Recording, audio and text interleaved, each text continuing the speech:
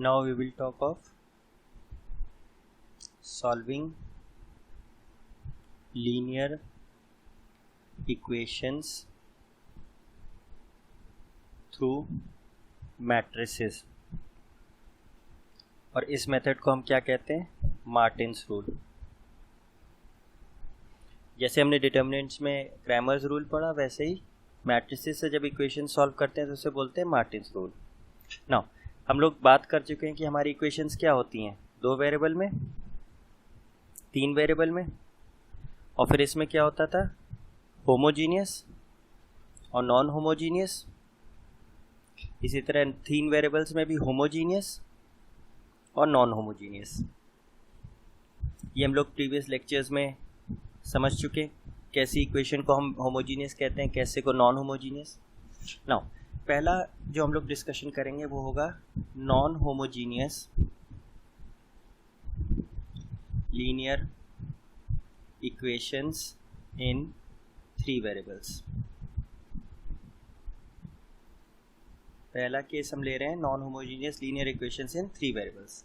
तो let's say हमारे पास 3 इक्वेशंस हैं, a1x b1y plus c1z equals to d1, a2x plus b2y plus c2z equals to d2, and a3x plus b3y plus c3z equals to d3। और क्योंकि ये non homogeneous है तो d1, d2, d3 are not all 0 at the same time. मतलब तीनों की value 0 एक साथ नहीं हो सकती तीनों इक्वेशंस में, नहीं तो ये होमोजीनियस बन जाएंगे। तो हम लोग तो बात नॉन होमोजीनियस की कर रहे हैं। अब how do we solve equations, linear equations through matrices. तो स्टेप 1 है, हम लोग एक मैट्रिक्स ए डिफाइन करते हैं which is the coefficient matrix. मतलब एक्स वाई जेड के कोफिशिएंट्स जो हैं उनसे मैट्रिक्स बना रहे हैं, a1 b1 c1 a2 b2 c2 a3 b3 और c3। नेक्स्ट एक मैट्रिक्स हम x बनाते हैं, capital X, which is the variable matrix. ये हमारा कॉलम मैट्रिक्स होगा। इसमें हम क्या लिखते हैं, जो हमारे वेरिएबल्स हैं x y z हैं।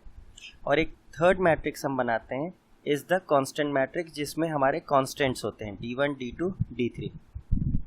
अब इम्पॉर्टेंट चीज़ ये है कि हमारे d1 d2 d3 right side पे हो या लेफ्ट साइड पे हो, एक ही तरफ हो। ऐसा नहीं कि किसी इक्वेशन में कांस्टेंट राइट साइड पे है, किसी में कांस्टेंट लेफ्ट साइड में। तो जनरली हम लोग राइट साइड पे लेते हैं और साइन के साथ लिखते हैं। नाउ अब हमारे पास एक मैट्रिक्स ए है, एक मैट्रिक्स एक्स है, एक मैट्रिक्स बी है। नाउ अब जो हमने ये इक्वेशंस लिखी हैं, first equation, second equation, third equation, इसको हम लोग मैट्रिक्स फॉर्म में कैसे लिख सकते हैं? तो वो तरीका है A X equals to B.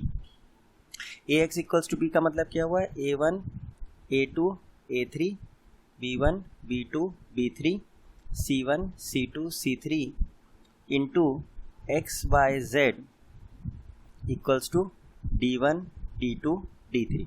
अब आप देखें, इन दोनों मैट्रिसेस को मल्टीप्लाई करें तो क्या होगा, पहली रो को पहले कॉलम से करेंगे तो क्या होगा, a1x plus b1y plus c1z equals to क्या हो जाएगा, d1। इसी तरह a2x plus b2y plus c2z, ये क्या हो जाएगा, d2। और इसी तरह a3x plus b3y plus c3z क्या हो जाएगा, d3। मतलब ये जो इक्वेशंस हमने लिखी हैं इसको मैट्रिक्स फॉर्म में हम ऐसे रिप्रेजेंट कर सकते हैं। नाउ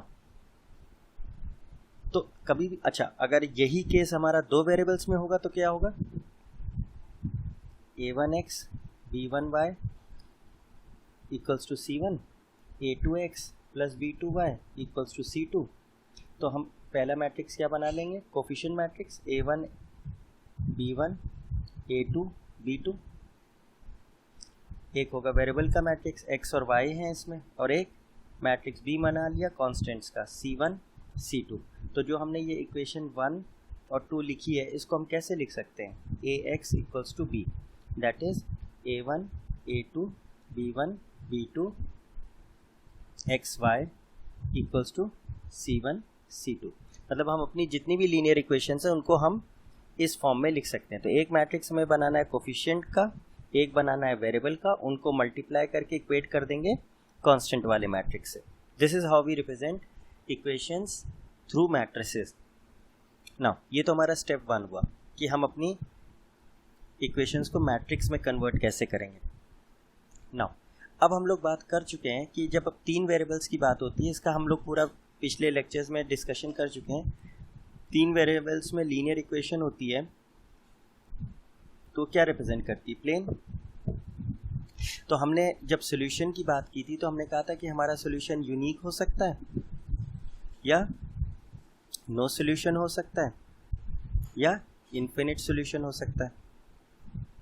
मतलब हमारी जो इक्वेशंस हैं उसमें एक्स वाई जेड की वैल्यू यूनिक आ सकती है, मतलब एक सेट ऑफ वैल्यूज़ खाली आए।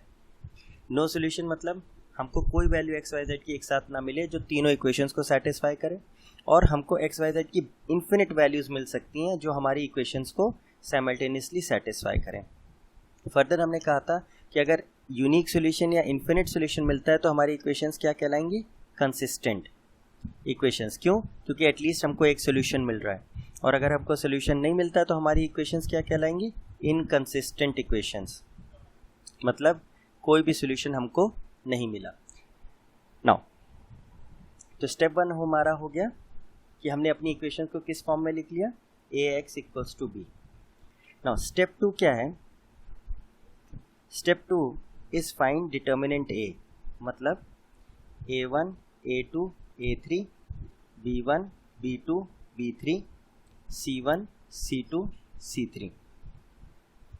इसकी वैल्यू पे डिपेंड करेगा कि फर्दर कोर्स ऑफ एक्शन हमारा क्या है। नाउ इफ डिटर्मिनेंट a 0 नहीं है तो इसका मतलब ये हुआ कि हमारा सॉल्यूशन क्या है?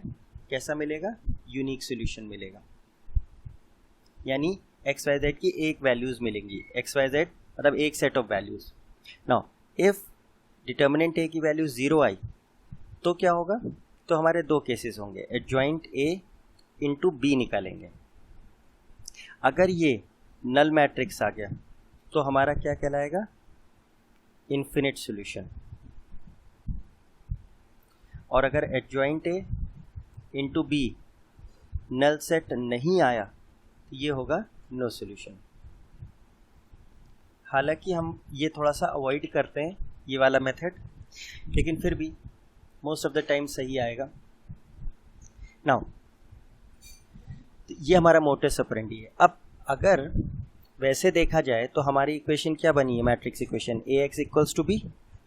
नॉर्मली अगर मैं आपसे कहूँ x की इस मैट्रिक्स की वैल्यू बताइए तो आप क्या कहेंगे? आप कहेंगे, हम लोग ने बात की थी कि किसी मैट्रिक्स को हटाना हो तो उसके इन्वर्स से मल्टीप्लाई कर दें। तो लिटरली हम क्या लिखेंगे? Pre multiplying by a inverse both sides, मतलब दोनों तरफ a इनवर्स से मल्टीप्लाई कर दें प्री। तो a inverse ax is equal to a inverse b।